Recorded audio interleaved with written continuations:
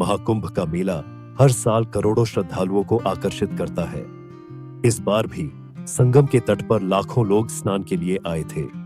इसी भीड़ में था एक अंधा भक्त जिसका नाम मोहन था। मोहन जन्म से ही दृष्टिहीन था, लेकिन उसकी मां ने उसे सिखाया था कि गंगा माता में अपार शक्ति है। जो सच्चे दिल से गंगा से प्रार्थना करता है, उसकी हर समस्या का हल मिलता है, उसकी मां ने कहा था। अपनी मां के कहे अनुसार मोहन हर साल महाकुंभ में आता और संगम में डुबकी लगाकर गंगा मां से प्रार्थना करता। लेकिन इस बार मोहन के दिल में एक अनोखी आशा थी। उसे यकीन था कि गंगा माता उसकी प्रार्थना सुनेंगी और उसकी दृष्टि वापस लौट आएगी। संगम पर स्नान के लिए कतार में खड़े मोहन ने अपने भीतर कुछ असामान्य महसूस किया। तभी एक अजनबी साधु उसके पास आया। साधु ने उसे छूते हुए कहा, तुम्हारे मन में जो सवाल है उसका उत्तर गंगा माता के पास है, लेकिन क्या तुम इसे पाने के लिए तैयार हो? मोहन थोड़ा घबराया, लेकिन उसने हिम्मत जुटाई और कहा, मुझे अपनी दृष्टि चाहिए महाराज, मैं किसी भी परीक्षा के लिए तैयार हूं। साधु ने मुस्कुराते हुए कहा, अगर तुम्हारी भक्ति सच्ची है तो गंगा तुम्हें आशीर्वाद देंगी, लेकिन ध्यान रखना, सच्चे विश्वास की परीक्षा कठिन होती है।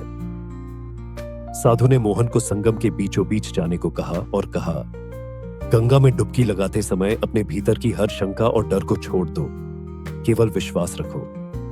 मोहन ने साधु की बात मानी। उसने संगम के पवित्र जल में डुबकी लगाई। पहली डुबकी में उसे कुछ महसूस नहीं हुआ, लेकिन दूसरी डुबकी के बाद उसे अपने सिर पर एक हल्की गुनगुनी गर्माहट का अनुभव हुआ।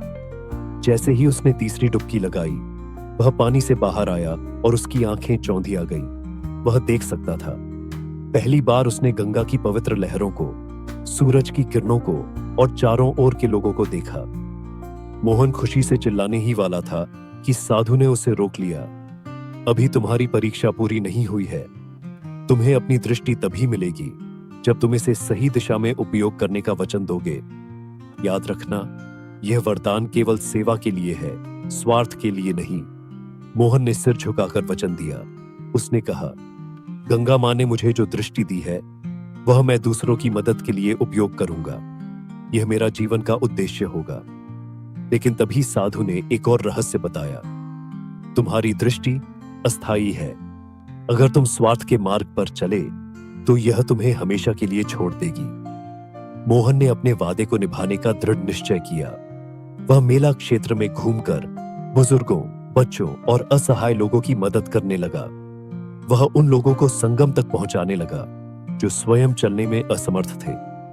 हर बार जब वह किसी की मदद करता, उसकी दृष्टि और अधिक तेज होती जाती। लोगों ने मोहन को संगम का चमत्कारी भक्त कहना शुरू कर दिया। लेकिन एक दिन उसके सामने एक लालच भरा अवसर आया।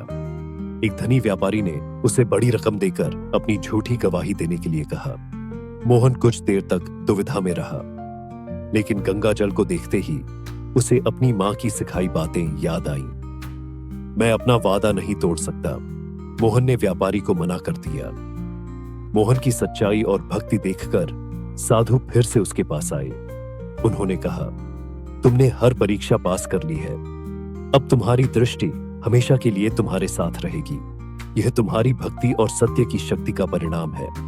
मोहन ने गंगा माता का धन्यवाद किया और अपना जीवन दूसरों की सेवा में समर्पित कर दिया। उसकी कहानी सुनकर लोग संगम पर आते और यह महसूस करते कि सच्चा चमत्कार केवल विश्वास, भक्ति और सच्चाई में ही है। कहानी का संदेश संगम न केवल पवित्र जलधारा है, बल्कि यह जीवन की सच्चाई और भक्ति का प्रतीक भी है। मोहन की कहानी हमें सिखाती है कि असली चमत्कार उन लोगों के साथ होता है जिनका विश्वास अडिग है और जो दूसरों की भलाई के लिए समर्पित है। लेकिन क्या हम मोहन की तरह अपने जीवन में सच्चाई और सेवा को अपना सकते हैं? इसलिए हर महाकुंभ हमें जीवन के उद्देश्य को पहचानने और अपनी आत्मा को शुद्ध करने का अवसर देता है।